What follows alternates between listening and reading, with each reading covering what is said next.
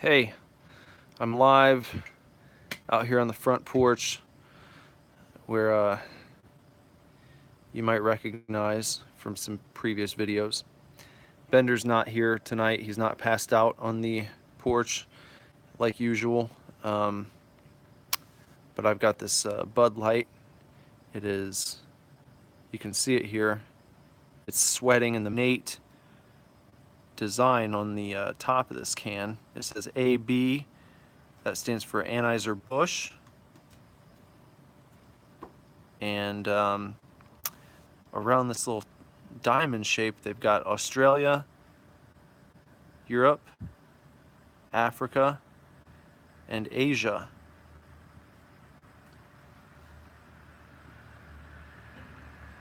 Oddly enough, I don't see anything for the U.S. Bud Light Lager beer.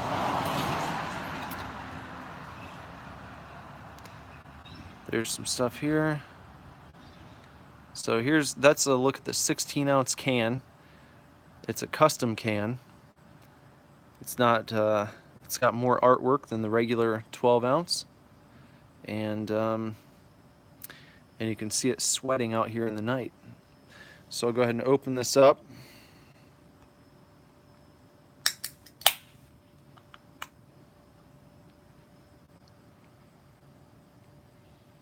Bubbling just slightly. And down here at the bottom, it actually says, always brewed using the choicest, hold on, that won't focus, the choicest hops, best barley, malt, and rice. So for all of you health nuts out there, if you've been looking for what do they call that? Kind of a sinful way to get your helping of rice in a day, just grab yourself a 16-ounce Bud Light, and you'll know that it's got rice in it.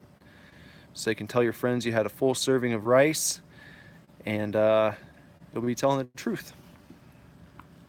So now for the taste test.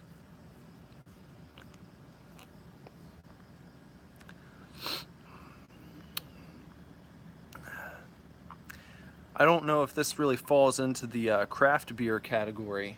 No, definitely not.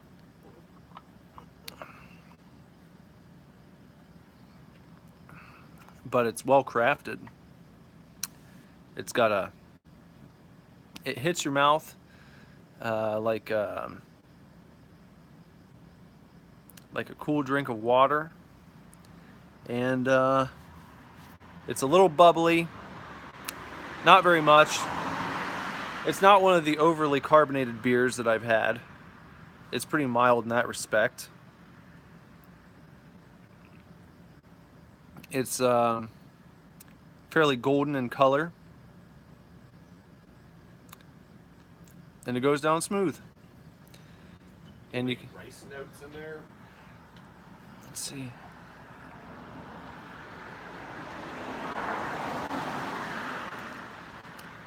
If you think about rice in the forefront of your mind as you take a sip and you kind of slosh it around a little bit, you can get maybe a slight hint of rice. So it might pair well with some sweet and sour chicken. Yeah. Well, I guess the question is if you like brown rice or white rice or. It doesn't say. Yeah. It just says. Choicest hops is kind of a. I don't even really know what that means. Well, if you had your choice, you would pick these hops over any of the others. They're the choicest. Well, in food terms, choice means something else entirely. Oh yeah? Like beef. Uh-huh. The grades of beef. Yeah. Like industrial grade, then select grade, then choice grade, then prime grade. And then I feel like there's another one above prime. It's like a reserve type. that's where like Wagyu and Kobe beef live. But choice is like a good enough. It's good enough.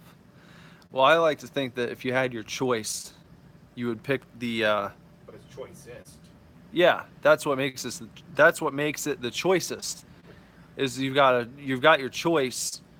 The one you pick is the choicest. Because any of them could have been the choice, but then the one that you picked was the choicest out of all. So. Or would that just be the best choice? Yeah, it's a synonym. Well, choice is. Best choice, choicest. It means the same thing in my opinion, when it comes to. I feel like someone that makes choices professionally would be a choicist. That would be Like a choice, pharmacist. but that would be ist. That'd be a choicest. Not, this is est. So Oh, it's different. it's the best choice. It's Yeah. choice est, not the choiceist. The choiceist would be the person who makes choices for a living. Yeah. I'm. Are you a choicist? I guess I am. We all are. We're all choices. We all do make choices for a living. Yeah.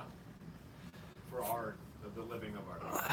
Yeah, because you have to decide many things in your life.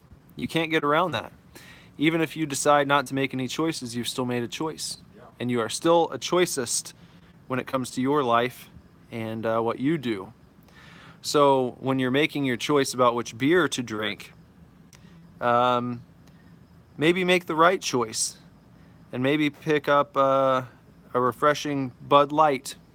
But if you had your choice of beers, you wouldn't necessarily always, of all the choices, this wouldn't be the choicest beer. No, but it was tonight. It was tonight. And that's what matters.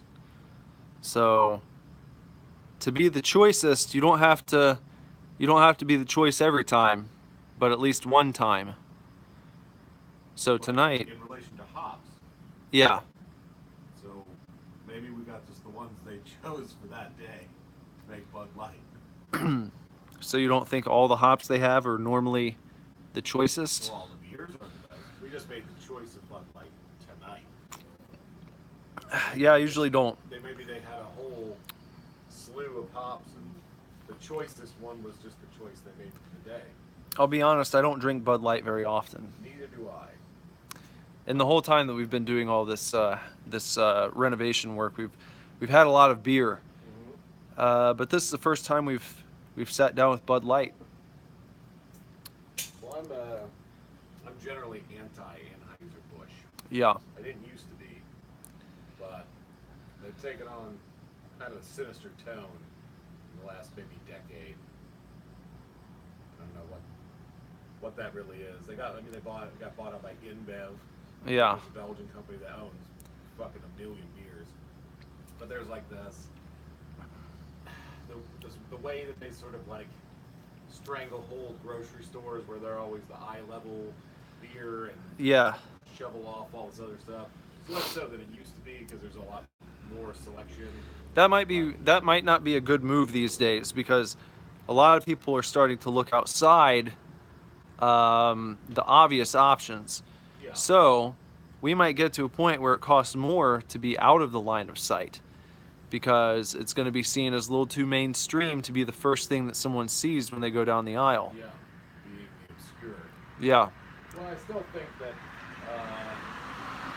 Bud, Miller, Coors, all of those sub-brands or whatever, they're still probably the most popular choice of regular folks. They're not drinking a grapefruit IPA. No. You know. No. So I feel like the craft beers are more of a niche, except for maybe like some of the New Belgium stuff or Yingling. How about Sam Adams? Sam Adams would be, but Sam Adams still only has like 7% of the beer market or something like that. I mean, they're still a small brewery in comparison. But a beer hipster would scoff at you I know, for but suggesting that Sam Adams is a craft brew, even though it is. It is. They still make all of their original brewery is still open, and that's where all of like the experimental stuff happens. And here's a fun fact for you: if you're a beer aficionado, if you go to Boston and you go to the Sam Adams Brewery, they will give you a free tour.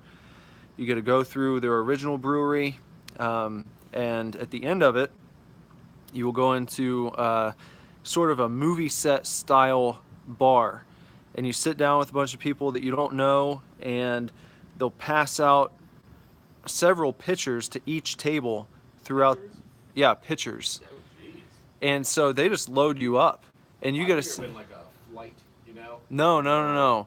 4-ounce, 6-ounce glass. No, no, they put like two pitchers at each table, and you just get to pass them down and fill up your little Sam Adams cup they give you Yeah. until they're gone, and they let you try, like, first you'll sample fresh off the fucking tap Sam Adams, like the freshest you'll ever get, which is awesome. And then they'll let you try the seasonal, and then they'll let you try something that they're working on that may or may not get released. So that's really cool to do. And I'm supposed to point like this. That's what we learned earlier. Yeah. This means business with the 2-finger point. So if you go down the road, you can actually go to the very first bar that ever put Sam Adams on tap, and they still carry it to this day. So that's kind of neat. Well, I think like they have to. Yeah, I would imagine. Sort of it's your hallmark. Yeah. But So try that out. If you're ever in Boston, visit the brewery. It's totally free. You can just go through. They take a donation if you want to leave one. I think I've given like $5 typically every time I've gone. yeah. Pretty good deal. I mean, a lot of stuff in Kentucky, you could do the sort of whiskey trail there. What is that? I've never. Well, there's all the Jack Daniels and Jim Beam and all those different distilleries, and they've got their whiskey tour, and you can sort of go to distillery. It's sort of not sanctioned by anyone, but they just sort of go through the day, and you get to have little nips. Yeah. They're not chucking a fucking pitcher down on an entire bottle of liquor. Yeah. As you have at it. So good on Sam Adams for being mighty generous. That's a mighty generous tour. Total good brother move Yeah. on that. And there was the place in Iceland, the brewery there that we went when we went on our trip. My wife and I went to Iceland in what was it? I guess it was 2015. That feels right. Yeah. And yeah, Which brewery did you go to? I don't remember. It was really big though. I mean, it was. Yeah. There was like a whole comedy sketch basically. Like the lady who gave the tour should have been like on a TV show. She was great. She's like a stand-up comedian basically, and told the history of the very sordid history of alcohol in Iceland. Oh yeah. You know, Yeah. the absurd history where beer was literally not legalized until like 1989. Yeah.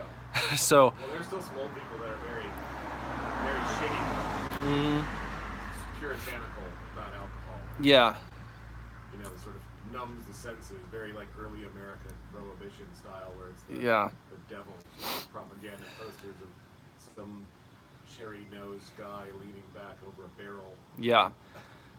Well, it was like the crew that I was in there with when we did this little brewery tour.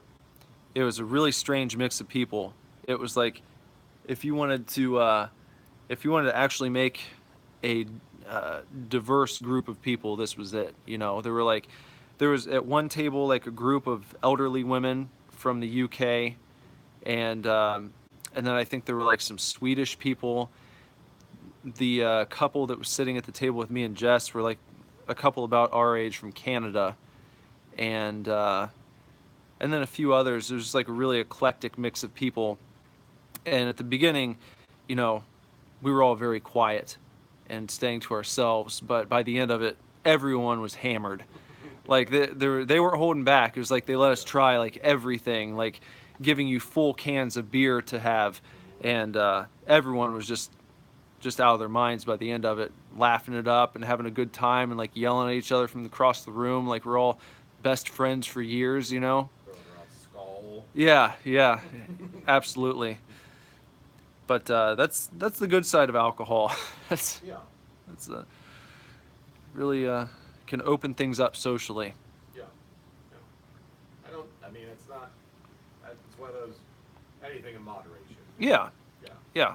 You don't want to get hammered every day, but I mean, some people do, but I would disagree with their life choices. yeah, that they're not making the choicest choice. For sure. I In would that say, case. I don't even know if they're choices anymore. Yeah, they might just be you're being tugged along by the alcohol at that point. The choice is already made for you every day.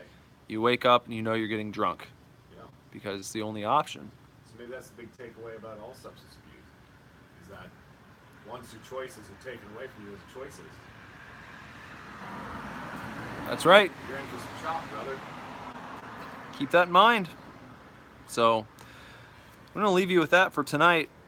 So keep your choices choice and make them the choicest choices, and be a choicist yourself. And make the choice to check out Super Divorce on Spotify and follow us there, and subscribe, like, comment, share, and bong the gong for notifications right here. And tell your friends to do the same. We are 2 subscriptions away from giving away a free compact disc. So let's make that happen soon. All right? Yeah. Yeah. Signed, is it? Signed. Signed. A signed compact disc very soon. I don't even have one. Let's make it. All we need is just 2 people who watch this video have 2 people. I'm talking to each one of you. 1, ask your friend to subscribe right now.